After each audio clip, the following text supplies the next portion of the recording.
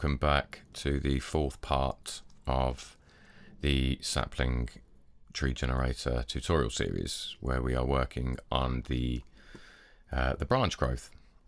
I left that tree there so I can easily have something to easily show what I'm talking about. Branch growth shouldn't be, this one shouldn't be as long as the other one. I think branch splitting literally took most of, will take most of this time, and we've done it, which is good. Forgot to mention, never remember to mention, please subscribe or like the video. That would be lovely. If you don't like the video, close the window. All right, so branch growth. Let me just think. If I'm going to go back to 2 levels, just because again it's speedier that way. So in branch growth, that's pretty clear. You know, you can increase the length of the branches, and you saw how that's dependent on the shape you picked in geometry. Either you've got a custom shape or cylindrical, hemispherical, whatever. That will dictate how these branches grow. If I've got cylindrical, they're probably all growing at the same time, at the same rate, yeah. So it's just kind of keep that shape. Length variation, I don't think it requires explanation. Anything that says variation, it randomizes somewhat and gives slightly different values of that same function. All right. Okay, so down angle. Now it's quite an important one, because I tend to use this in conjunction with vertical attraction and back curvature, because something like a willow, for example, is going to have a lot of back curvature.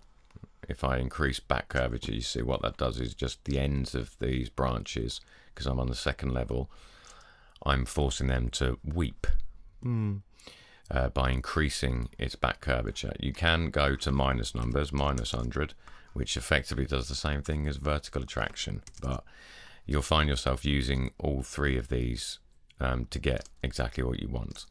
So down angle is exactly that, the angle. If this was the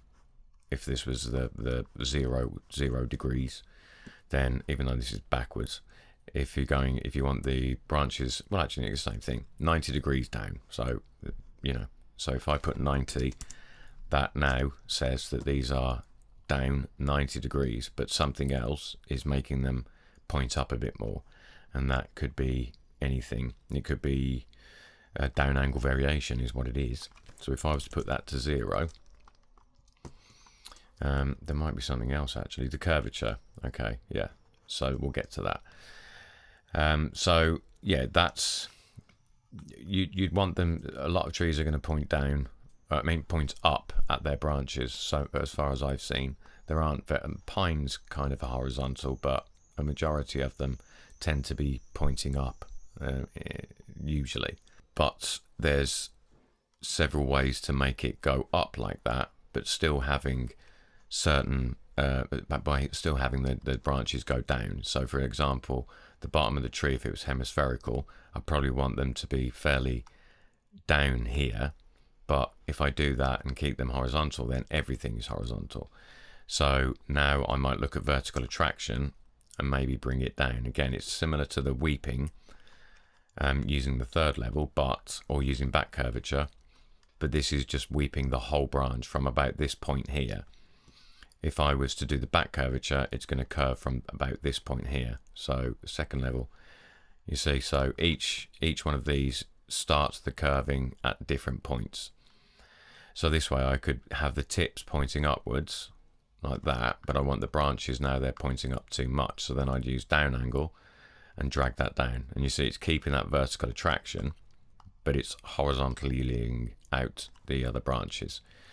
And you'd find the happy medium between those 3, and you could even add back curvature to that. So you've got a lot of control of the actual, as you can see, the curve of the branches. Using those 3 settings will give you a great deal of control of how those branches are growing effectively.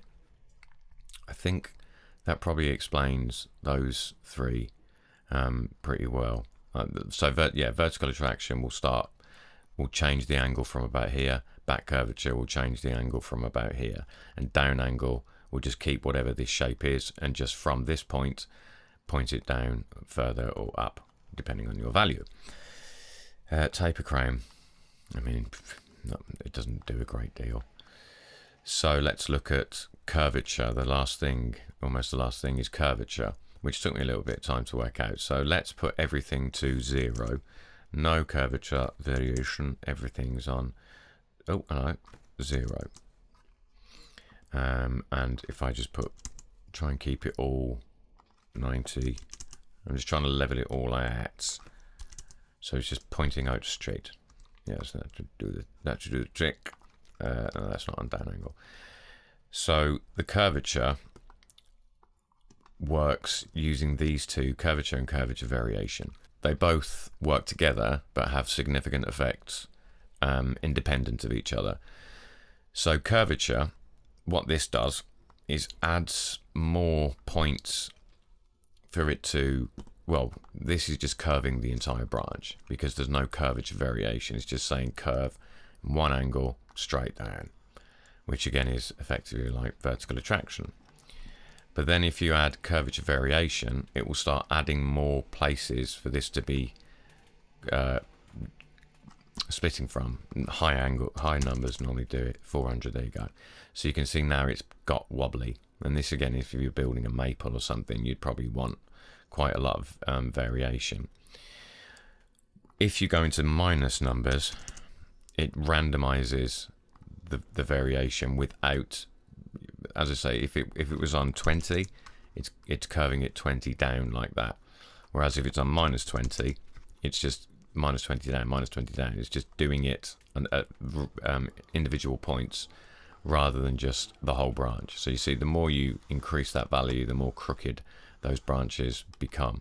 Whereas if I increase this value, they're just going to curve, the whole branch is curving.